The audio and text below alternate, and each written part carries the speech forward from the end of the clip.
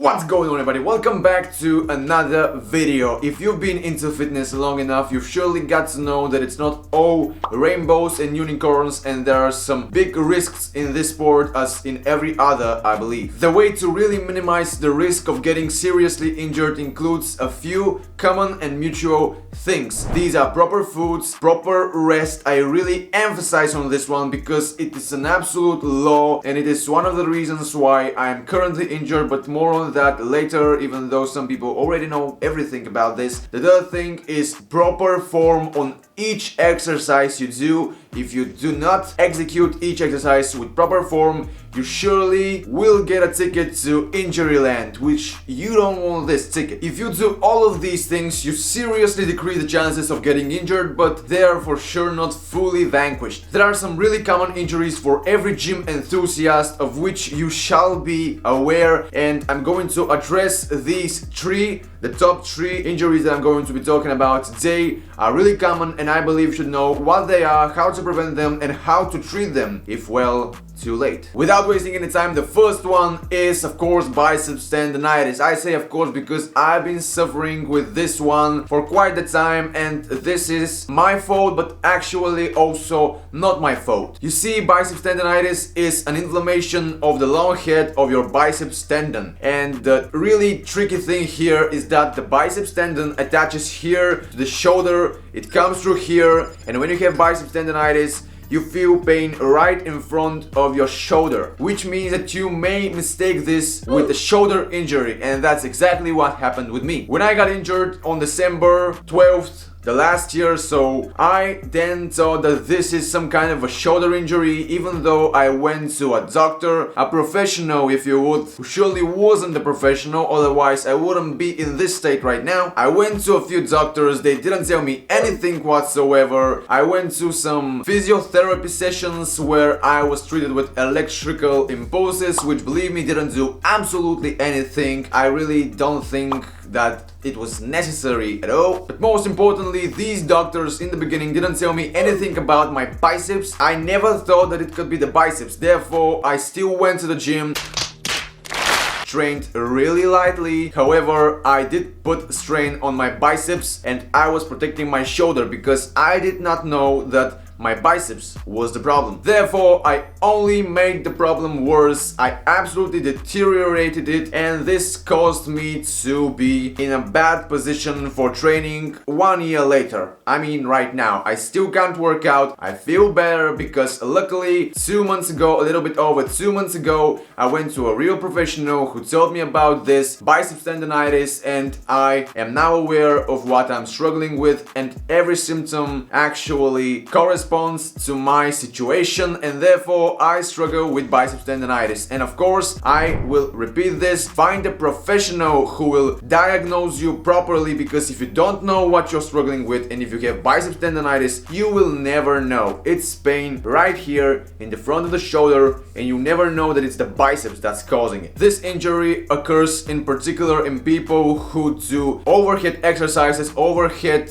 movements, especially with weight, which is, I know what you're thinking, that military press, yes, exactly, and every other shoulder exercise that goes above your head. It really puts some strain onto your biceps tendons and of course your rotator cuff, but we'll talk about this a little bit later. Since I did train heavily, I did get injured as well. But will you get injured with biceps tendonitis if you train heavily, if you train your shoulders heavily? Not necessarily, because my real mistake was not getting enough rest. Did I do everything with proper form? Of course. Did I get enough rest? Absolutely not. And this is the problem that I had. And if you don't have enough rest, you really put yourself in a position to injure yourself with biceps tendonitis. Therefore, the way to prevent this is by executing every exercise properly. I already said this in the beginning of the video. It's a common and mutual thing between every muscle group, every part of your body. If you don't want to get injured, just make sure that you execute everything properly. Surely warm up before a workout, never forget this one. And rest properly. Don't think that rest days are for suckers, because then your body will find a way to make you rest, and I believe you will not like it if you are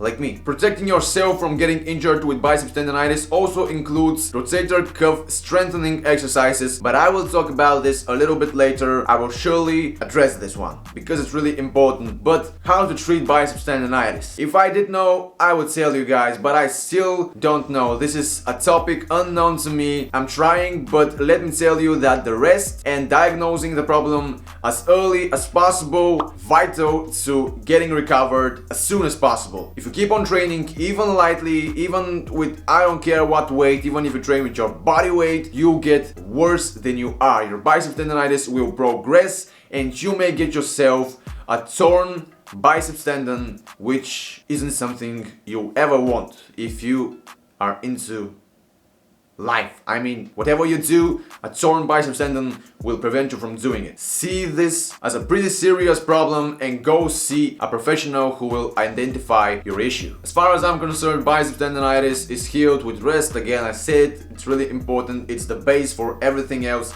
the foundation. Then you can use some ice packs every 4 hours in a day, about 10 minutes every 4 hours, ice packs. And you can also get some anti-inflammatory foods or supplements that really will help with the problem more or less. The second most common injury for every gym goer is knee pain. I mean, if you've been going to the gym long enough, you've probably struggled with this one, and if you have been not, you've either not gone to the gym long enough or you are a really smart guy or woman. Knee pain is usually caused by the good old heavy squat. Do the people that don't struggle with knee pain not squat? I think they still squat and they squat heavily. So what's the difference? What causes knee pain in the first place? Well, first off, if you feel any knee pain, make sure that there are not any creaking or crunching sounds in your knee when moved, because then you'll need to get some rest. And even if you don't get these sounds, if you feel any knee pain, just make sure that you rest temporarily, because this is going to be vital to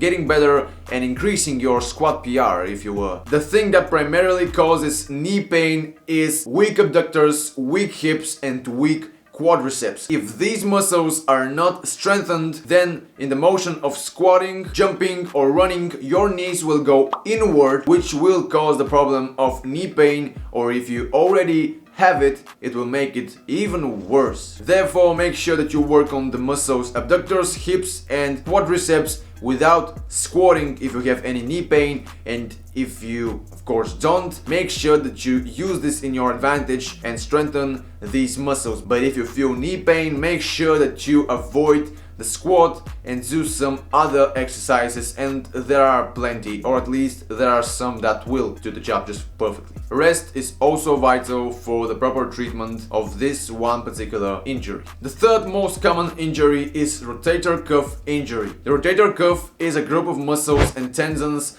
that work to stabilize your shoulder joint. Over time, repetitive overhead movements or exercises, especially with weight, can lead to rotator cuff injuries. And by the way, it is very important to know that the rotator cuff is very vital to preventing biceps tendonitis, because if your rotator cuff is relatively weak, then you are more likely to get injured with biceps tendonitis, which again I said is a really bad injury to have, as every other actually, but it won't allow you to do anything whatsoever with your upper body. Anyway, the solution to preventing biceps tendonitis and rotator cuff injuries is implementing rotator cuff strengthening exercises in your training regime, which actually don't take really that much time. And personally right now I can't show you any because I need to let my rotator cuff and my biceps rest, so I will attach some videos here. Thanks to from whoever I got these videos, they're awesome, thank you a lot. The video for these exercises will be attached in the description down below,